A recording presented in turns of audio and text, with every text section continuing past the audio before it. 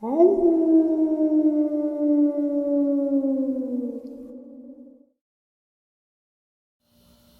greetings and salutations, everyone. I hope everyone is still doing well. Have I got a bonus upload for you? We are following the pattern of Ohio experiences. This one actually stopped me in my tracks when I first was told by the subscriber who shared it with me. Before we get into it, a couple links. As you know, I rely on Patreon, PayPal, channel membership, and the merch to help the channel to continue to grow and go. Links to Patreon, PayPal, and channel membership is in the description below. The merch is displayed directly under the video. Also, Dogman Frightening Encounters, Volume 1 through 3, the audiobook versions. They were written and researched by Tom Lyons, narrated and produced by me, Jeff Nadolny. Those audiobooks are available on Audible, Amazon, and iTunes, links to which are also in the description as well. And finally, last but definitely not least, if you'd really like to help support this channel to continue to grow and go, simply subscribe. It does not cost you a cent. Click that like button. It takes half a second. If you don't want to miss out on any of the informative uploads I put out daily, click that bell icon, and folks, please leave a comment. Why? Well, because all of these things, they really do help this channel to continue to grow and go. And folks, they definitely do matter. Now, everyone, I have taken far too much of your time. Let's jump in to today's bonus upload, shall we? He lives in Athens County in a little village called Gloucester. And he is 58 years old. He has done 10 years in the military between the Army and the National Guard. Now, he is an avid hunter. He is familiar with all of the fauna in Ohio.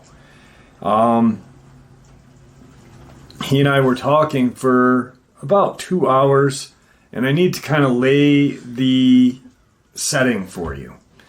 It's a very strange experience that he had.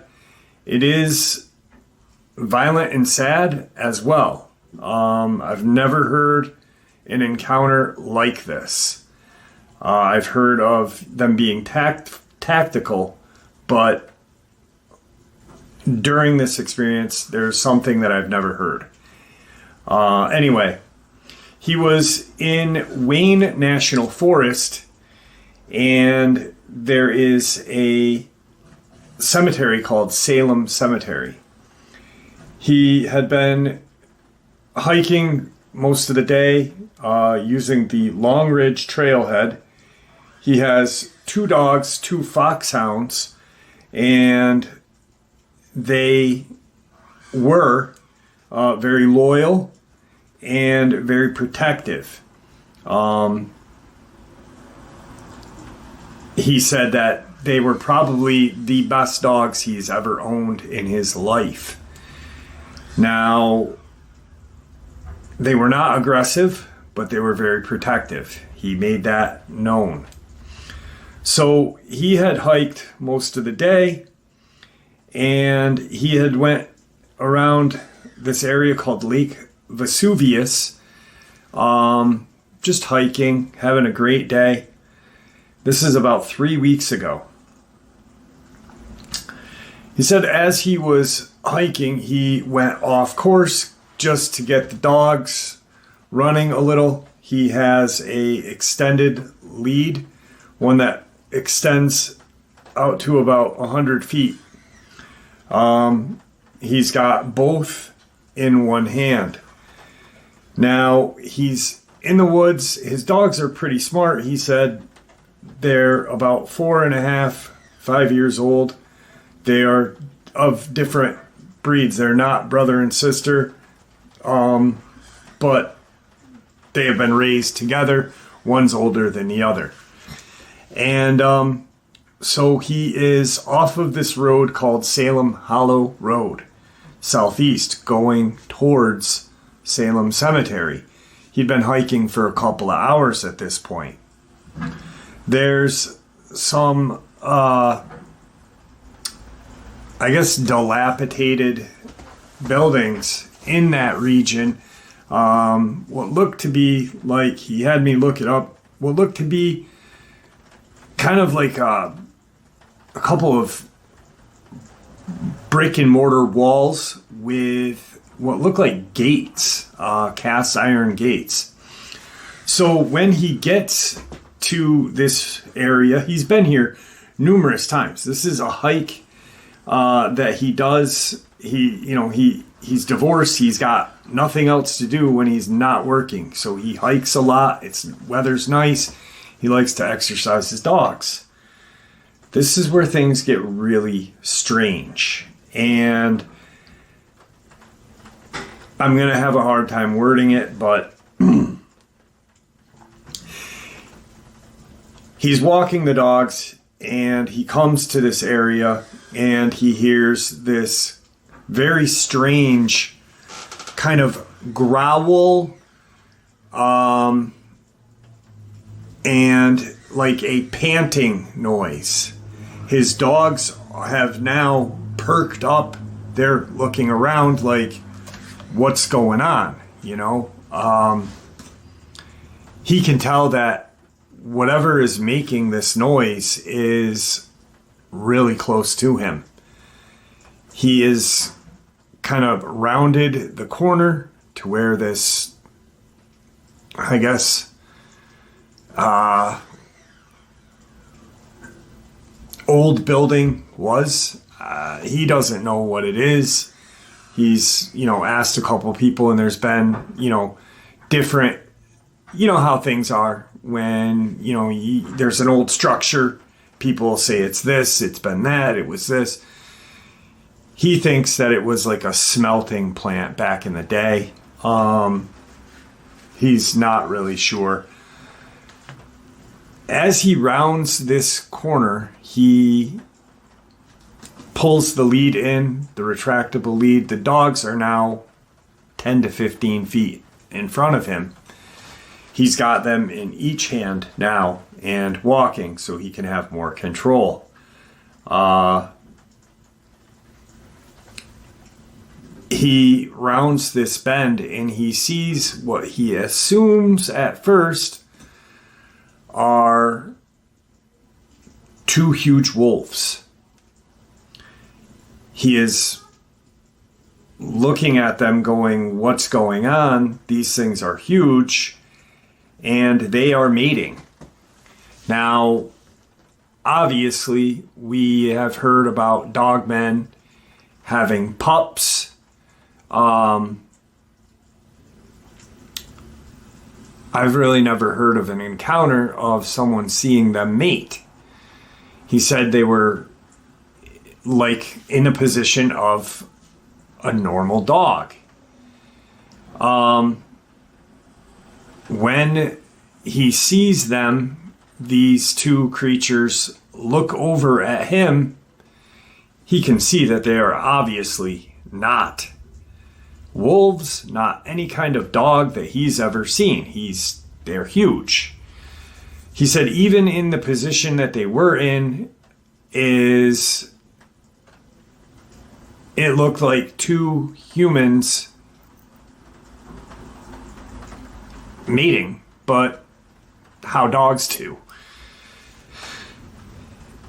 They turn and look at him. He then turns back the way he had come from, and he's starting to head back the way he had just come from. He's trying to get out as fast as possible. His dogs are, of course, acting like dogs would. They want to see what the heck's going on. His two dogs are kind of aggressive towards other dogs. So he's just like, we need to leave. These are not dogs. These are something that I've never seen before. I've heard of, but anyway. He gets probably a half a mile away. And he's like, okay, I'm good. I'm far enough away. He's probably 200 yards from Salem Cemetery. He said that as he's rounding this bend to get back onto Salem Hollow Road, he hears this ruckus. He said it sounded like two bulldozers just plowing through debris, old brush, just really coming at him. Now, he automatically assumes that it's what he had just seen about 15 minutes ago, you know. The dogs now have turned and they are frantic. They're smelling in the air. They're howling like beagle foxhounds do. And he sees one of them come out of the woods first. He can still hear the other one coming behind him, coming behind to where he is.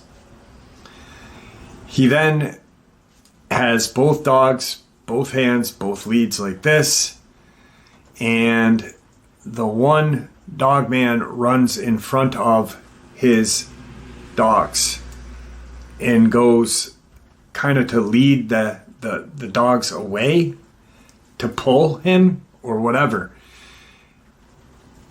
He's thinking, as we're talking, that they are tactically trying to separate him and the dogs.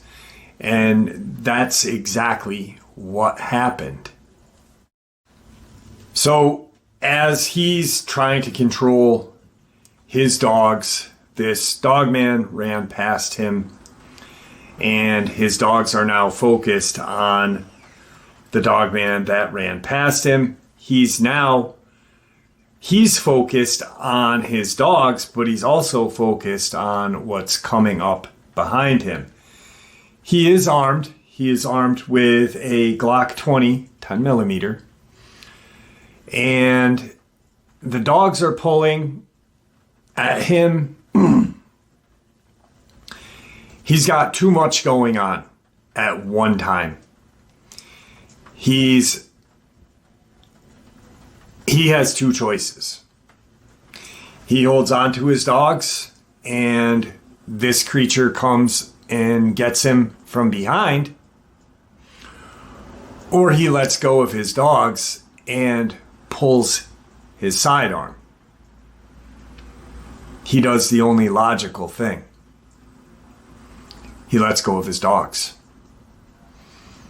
As he lets go of the dogs, he has seconds to pull his sidearm.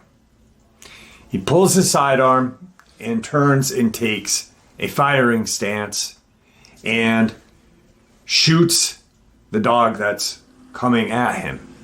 It is snarling at him. I asked him, I said, well, obviously we know they were mating. Do you know which is which? He said, the one that ran in front of me was huge. He said, I assumed that it was a male. The one that's coming at me is probably 6.5, 7 feet tall, right? It is running full bore at him. He turns, takes firing stance, and shoots. He said he didn't unload the full mag. He shot 4 times. He shot center mass twice and raised. He believes he shot it in possibly the neck and face. He knows he shot it in the face once. He doesn't know if the third shot that he believes he went up.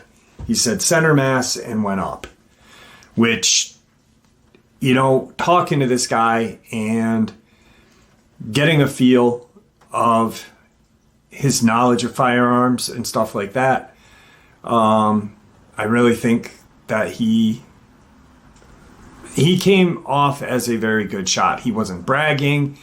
He wasn't, you can tell. You can tell. For those people who go to the range and shoot, you can tell who is full of crap and who's not. I purposely don't talk about my range time. I don't talk about my shooting ability. It's my business and my business alone. You know, that's how I feel about it. I think that people who come off braggadociously are a fraud. You know, there's no need to display or whatnot, you know. It's the way I feel, and I'm sure a lot of you who are shooters and enjoy shooting at the range will agree. So as he takes his shots, the creature kind of makes this weird moan. And he said as it turned, it started running. He saw that it had male genitalia. And it took off almost the way it come. And it wasn't running as fast or as well as it was. At this time, he's now focused on his dogs. During the shoot, he can hear his dogs are now in a fight. They're engaged in some kind of fight. He starts running towards where he believes his dogs are. He sees this other Dogman. It actually had the lead in its hand. He said, you know, Jeff, I don't know how it could close its hand and make a grasp because of the nails it had, but it did. And he said, I couldn't believe what I was seeing. It was so intelligent that it knew that this lead was controlling my dogs. And it had, you know, he had already, the Dogman had already killed one of his dogs. It was dead. And it was still holding on to the leads. Not by the handles, but by the cord, the wire, the plastic coated wire. The other foxhound is in bad shape. It's whining, it's cowering on its side, you know, just trying to get up. It sees his master, and at that point, we had to take a break because he's in tears. He said that when he saw his dog the way it was, he made two split decisions. I looked at my other dog and I knew it was dead, and there was no way that no matter the amount of money that I was going to be able to save my other dog. It was in pain. It was dying. The Dogman was not killing. It didn't. These things are so sick. They are almost like sadistic serial killers, the way he explained it. He said that it was just almost torturing it. He said, I stopped dead in my tracks. I fired. I put my dog down out of its misery. He said, before this other Dogman could turn, he said, I shot twice in its back. And as it turned to loop around at him, it kind of dropped. He said, at first, I'm thinking maybe I severed its spinal cord. But it dropped onto all fours and turned to face him. He said I must have hit it in the shoulder or whatever. He's out of breath. He had just started running. He's, really stressed out, and he's at a point of disbelief of what is going on. This is a park that he's used multiple times. He's been here multiple times. Never, ever has he seen or heard anything like this. This Dogman now is standing face to face with him.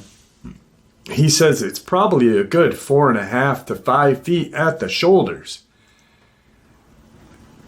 It looks at him. He's staring down. They are both staring at each other. He has got his bead on this dog, and he has got it trained directly in its face. He was going to mag dump on this creature right in its face. He said, I didn't have a better shot. He said, I was looking at, sternum. He said, I've already shot that one Dogman in the chest, and it ran, it hobbled. This one I just shot in its back. He goes, at first I thought I did shoot it in its spine, but when it turned and dropped to all fours, he goes, I knew I didn't. It was almost like those two shots didn't even matter with a 10 millimeter, which is strange.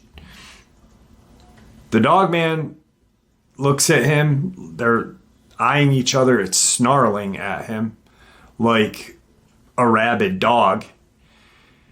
And it just takes off at him. He shoots 2 shots, but it's not running directly at him, so he shoots it in the side, and it just runs right by him. He knows both shots hit it, probably in the ribs. He's following, and he's watching this creature run by him. He said the strangest thing was I looked, and he goes, I don't know why I was drawn to look at its feet. But he said the feet were, the back feet kind of were like this as it ran. Almost, it was like on its toes, running full bore. But the front feet were kind of cupped like that, like a paw, but a hand. And it was so fast that he doesn't believe it. He thinks that if he took another shot, that it would have just been a wasted bullet. The bullet probably would have just, it would have been a shot with no target. So it would have just been sailing in the air. And anyone with any kind of training or respect knows that he then goes to his dogs, looks at his dogs. They're tore up. He is trying to figure out what to do. He then calls the Ohio, he calls Athens Sheriff's Department. And at that point, they are trying to figure out where he is to send someone down to help him. He hasn't exactly told them what went on. So he notifies Athens County Sheriff's Department. He lets them know, hey, I am by the Salem Cemetery off of Salem Hollow Road Southeast. I need assistance. I was just attacked by a wild animal. My dogs are dead. A couple deputies come down. They are talking to him. He's not sure exactly what he should say. He does not want to be labeled crazy. So he's like, I don't know what they were, but they were large. They ran bipedally and quadrupedally. And they took rounds from my 10 millimeter. One of the deputies, they look at the dogs, they look at the scene. One of the deputies goes and calls county wildlife officers. And one of the wildlife officers comes out. At this point, he is sensing something's going on. The deputies have now started to treat him with how he didn't expect to be treated the way he was being treated after being attacked. His dogs are now dead. He had to put one of his dogs down. The county wildlife officer comes out and he says that you had just encountered two bear coming out of hibernation, and this is, what happened. You probably startled them, and this and that. He goes, these were not bear. He said these were something different. I don't know what they were, but they weren't bear. The deputy then starts to, they just drop everything about talking about what just attacked him and his dogs. And they start talking to him about his firearm. They take his firearm. They start to harass him about having to put down his dog, which you can clearly see was really badly wounded. There's only one. As a divorced man, he never had kids.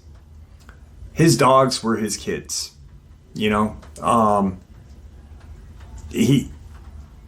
something that a normal person he's not a psycho,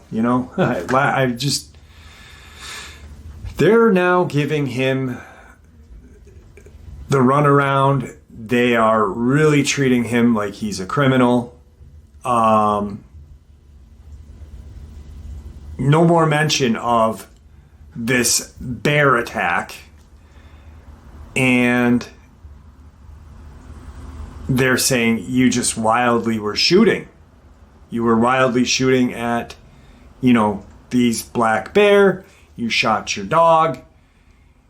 We're arresting you. He was then arrested. And he was charged with cruelty to animals. He was charged with discharge of a firearm in state and federal land, both state and federal. So he got a ticket from the Department of Conservation, the conservation officer, and the county. They put his dogs, wrap his dogs up, and they are then brought to wherever. He's then responsible for a vet bill for the cremation of his dogs. And he's arrested, booked, whatever, released on his own recognizance, obviously. So this is where it gets even weirder. And I am now going, this is crazy. you know, you are now you've now shared an encounter with me that I have never heard of a Dogman breeding, but obviously we know they do. I mean, we know they do. They have to.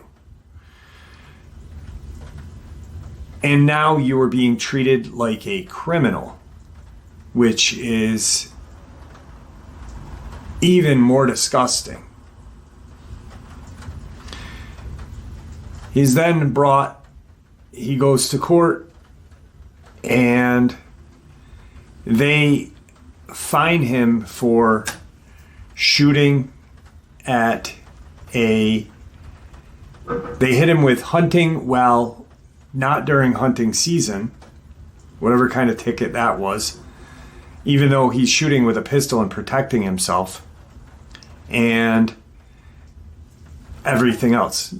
Improper discharge of a weapon, cruelty to animals.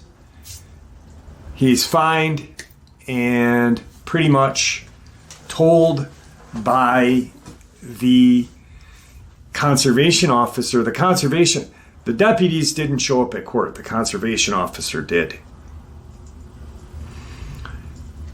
Apparently, the judge and him and the DA had spoken. Fines were given, and as he's leaving the courthouse, the officer comes up to him and says, "You shot at bear. You know that's what you shot at. You know that's what killed your dogs, and you're lucky you're not in jail." Can you tell me where that's right? He is now charged with thousands of dollars because even though he didn't kill the bear, they are considered an endangered species, I guess, in Ohio, is what he was hit with. So then, as we're talking, I go online and I type in black bear breeding season, mating season. And it's somewhere between May and July. And there's a photo of two black bear mating. Very similar to what he described he had witnessed. And I said, "Listen, I'm not doubting you. I have to ask questions. I want to know, because I know that Ohio is a hot spot, and where he is in the location of Ohio, to me, would be a hot spot."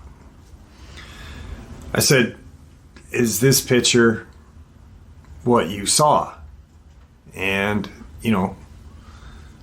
sent him a screenshot. And he said, "Jeff, this is not what I saw. I know what black bear is. I know how they look. I know how they run. I'm not." And I said, "Mel, I'm not doubting you. I just want to,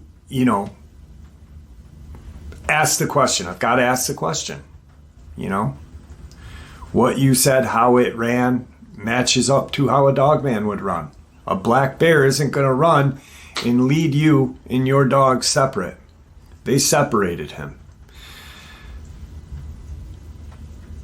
We're talking, and that's his whole experience, all right? He's still fighting tickets. He's still fighting everything. He was not given his dog's ashes, their remains, but had to pay for the cremation. Also,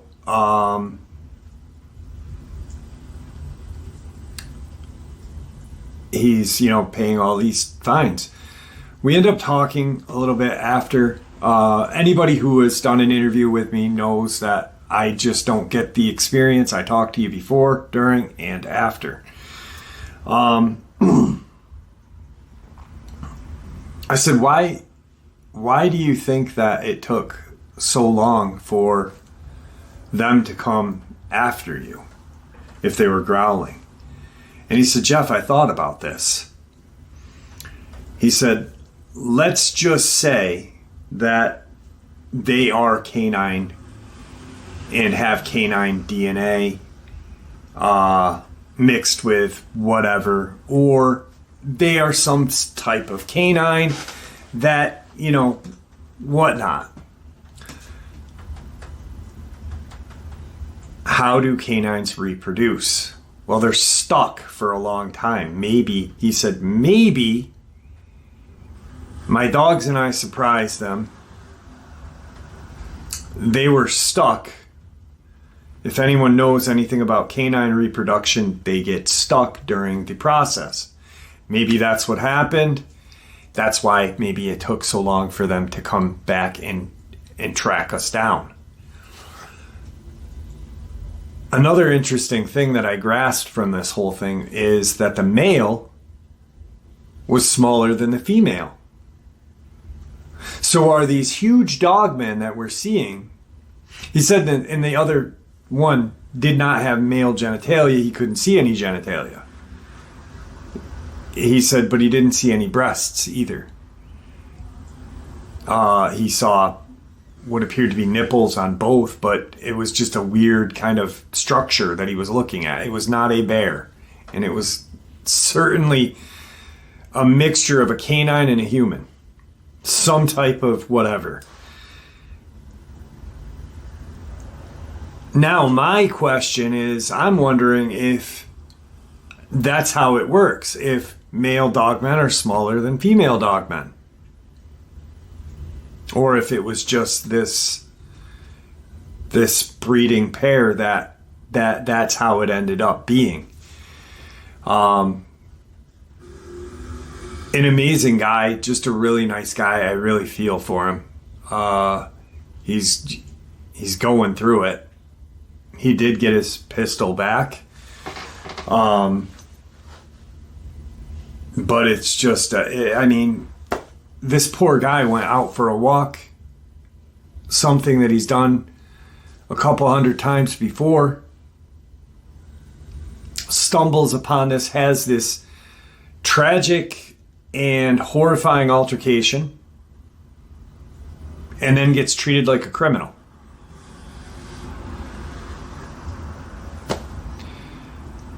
He doesn't know if there's kind of a cover-up going on to where that conservation officer knew and just wants to keep it quiet or what, but he knows that he was wronged 100% by our government, by his local, state, federal, whatever, through the whole process. This guy is a victim all the way around. It's tragic. It's disgusting.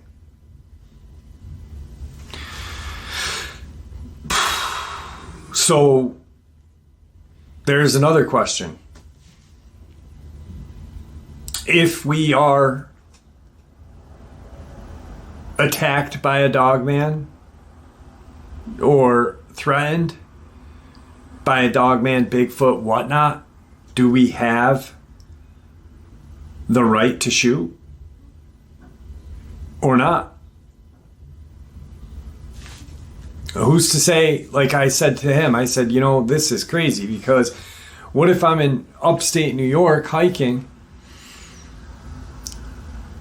and I'm looking around looking for, clues about Tom Mezek's disappearance and this and that, and in New York State on the books is do not shoot Bigfoot. What happens if by chance a Bigfoot comes at me and I shoot him?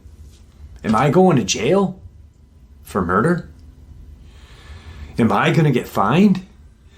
This is not a joke. I'm not joking. These are questions we have to ask now. Do these things have rights? And I'm not, this is not a joke, because to me, what this guy went through is wrong 100%. And he really got wrung through the ringer. Anyway, that was today's upload.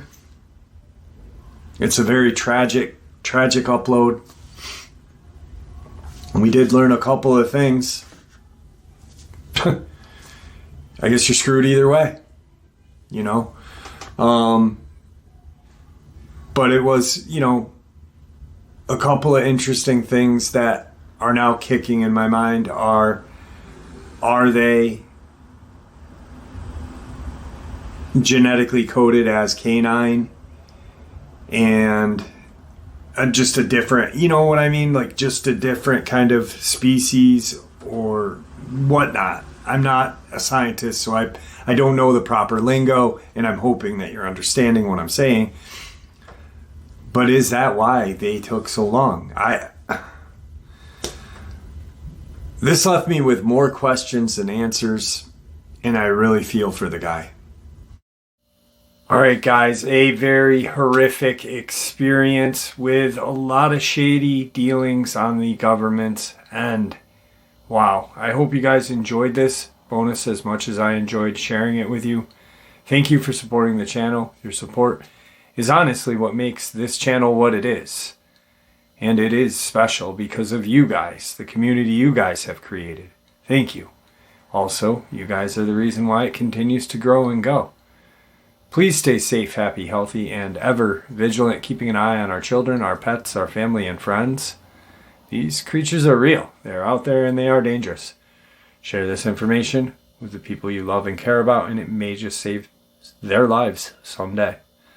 Until next time, never stop asking questions, never stop pushing, and God bless.